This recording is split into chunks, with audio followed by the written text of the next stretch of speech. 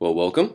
You're viewing a presentation for Kinesiology 320, Theory of Physical Education, and in this presentation, I will begin to review how to design a quality lesson. And this will be part one of two different presentations, and so they'll go hand in hand only because the sizes of the file. Well, let's just jump right into it. When you begin to develop a lesson plan, there are several different things that you need to think about, and many teachers take for granted when creating their lesson, and eventually you'll run into problems if you don't think about these things in advance. Number one, consider your learning environment, and what that means is think about all the different things that you're going to need and all the different possibilities that you're going to run into, maybe whether it be positive or negative. What facilities are you going to need? Are you going to share facilities with another teacher? Do you have poor facilities? Is there a grass field as opposed to maybe an asphalt or concrete field? Do you have access to indoor activities? Do you have access to a gym? Are you going to be in a classroom? All of these things will cause you to modify your overall lesson plan. Now, there are ways where you can develop a good quality lesson plan with poor facilities. We'll talk about those later. But this is something that you need to think about. Also, the equipment that you have. Generally, in elementary school, teachers are limited on equipment and limited on access to equipment, which is why it's important to beg and borrow, ask, do whatever you have to do in order to obtain enough equipment for your students. If you don't have enough, this will definitely modify your lesson plan and your expectations for your students. This will also cause you to run into some of those problems that we talked about with the Hall of Shame elements. Students waiting for their turn, students sitting around, a lot of sedentary time. So if you don't have enough equipment for all of your students, you will eventually run into problems. Something to think about. Also, the type of students that you have and the class size, whether it be all boys or all girls, and this continues to be a Title IX issue, but most PE programs are co-ed. And so how are you going to address the same issues for the boys that you need to do for the girls? Are there going to be some gender differences, and how are you going to address those? How many students do you have? Can you effectively teach 35, 40 students by yourself? Do you need to have an aide? These are some things to think about as well. Also, lesson objectives. What exactly is it that you're expecting your students to do? And what exactly is it that you're expecting them to walk away from learning from your particular lesson? This needs to be given some serious time and thought before you just run out and try to teach a lesson.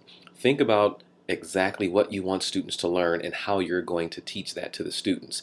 Many times, teachers run into the problem with not having enough time to develop good objectives, and therefore they end up running round robin type tournaments or just allowing the students to play, burn off steam, jog a lap, have free time, basically a glorified recess. And so to avoid that, you need to spend some time thinking about exactly what you want the students to do. And this comes from understanding the standards. Once you focus on the standards, this can help you in addressing those lesson objectives. And then, what are you comfortable with as a teacher?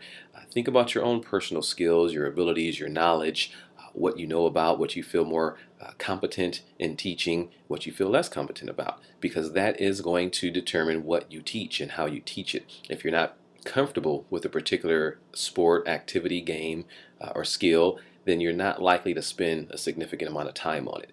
And so you may have to educate yourself before you actually start working on providing a quality lesson for your students. So these are just a few of many different issues that you need to think about when you're developing a lesson. Some of the things that you need to be proactive in thinking about and addressing before, and discuss it with administration, discuss it with other teachers, find out different ideas, different thoughts, different approaches as to how some veteran teachers dealt with some of these issues. Then when you develop your lesson plan, there are four major parts of a lesson plan you really want to focus on. We will talk about this more in class. We will spend some time going over the components of a lesson plan and what is expected, because you will be completing one on your own. So I just want to kind of briefly review some of those right now. The first part of your lesson plan is your introductory activity, and this introduces the students to the activity that you're doing now. A lot of teachers run into the problem of thinking that this is an isolated warm-up type activity. Although it is considered warm-up, it should tie into the overall lesson. Try to avoid the traditional calisthenics. Let's do some jumping jacks, let's do some stretching, let's jog a lap. Okay, now let's get into the activity. The activity may not have anything to do with the calisthenics, with the jogging a lap. Yes, you're warming students up, but think about elementary school students. Exactly how much warm-up do they need and what type of warm-up do they need. You're not designing a fitness program for the students in every activity. And so therefore think about how you can tie in some of the skills, concepts, ideas that you're going to teach in your lesson into the actual warm-up component or the introductory component of the overall lesson. And remember, a warm-up doesn't have to be long. A lot of teachers buy time and extending their warm-up to be 10, 15 minutes at the most.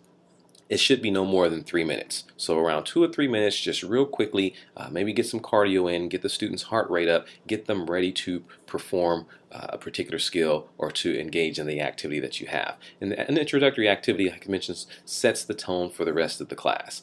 You maybe have some Q&A, question and answer time during the warm-up activity.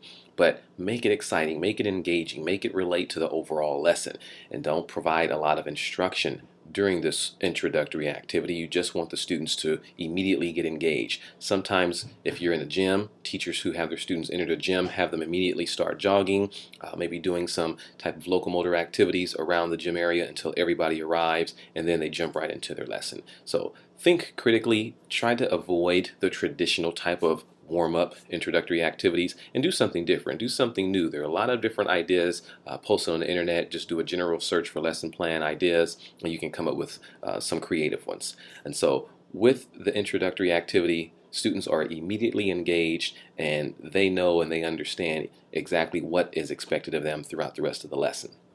The second part is a fitness activity.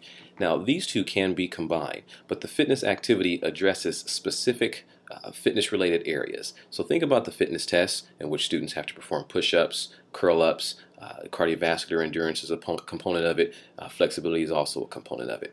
These can be easily woven into either the overall lesson or the introductory part. Once again, you don't have to, it's not bad that you do, but you don't have to follow this pattern of first I have to do my introductory activity. Now I have to do something separate, which is a fitness related activity. They can be combined, and so you can actually address both of these with one particular activity. But with your fitness activity, you want to enhance any one of those health related fitness components that the students are engaged in on the fitness test. And you can include a variety of different exercises. You can include jumping jacks, you can include some tag games. This is not to say that I don't want you to do any of those things, but think about how to be creative in doing some of those things. Also, this addresses a lot of the weaknesses that many students may have in a particular class. And so if you give a pre-test and you realize that a lot of students are performing poorly with upper body strength, you might want to incorporate some type of activity in which they're developing upper body strength. Sometimes it's just holding the push-up position, and we can go over some activities that will help with that.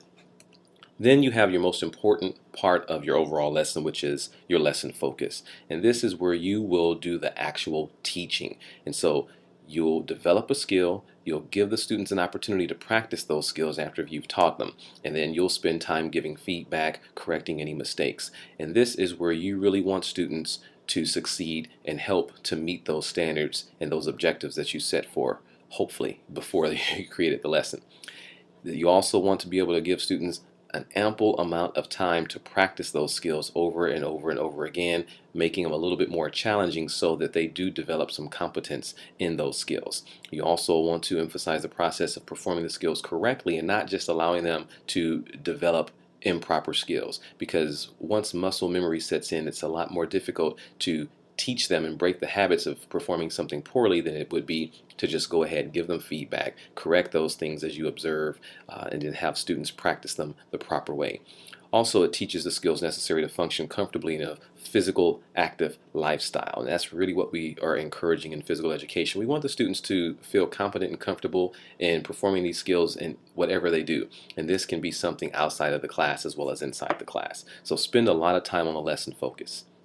And then you have your closing activity. Now, the closing activity can be a game, or it can be a question answer session. It can be a time to bring the lesson to a close, check for understanding, find out what the students learned, and try to make a connection between the classroom and something outside, whether they can do it at home or at a park or in some type of recreational setting. And so Overall, in your closing activity, this should be brief, no more than 2 or 3 minutes. You should evaluate the overall day, the overall lesson. What did students learn? Did they understand the concepts that you were trying to teach them? How fast did they develop the skills that you were trying to teach them? How much time are you going to need to spend on this in the future? These things are done and evaluated on based on this closing session.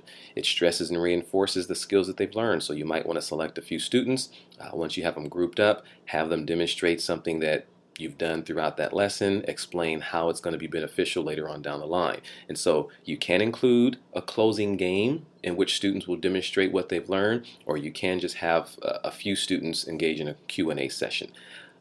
But the closing activities are a useful part of the overall lesson. They should not be used as bribes, so don't tell the students that they're going to be able to do something if they engage in something else. Don't try to use this as an opportunity to address poor behavior. Always focus on what you were planning on teaching at the time. And that will do it for this part of the lesson. I'll address more in part 2, but keep in mind lesson planning is a very vital and very important part of the overall process in teaching a quality lesson, so you need to spend time on these 4 different areas. And we'll talk about this a little bit more. And as usual, if any questions should arise, feel free to send me a message. Take care.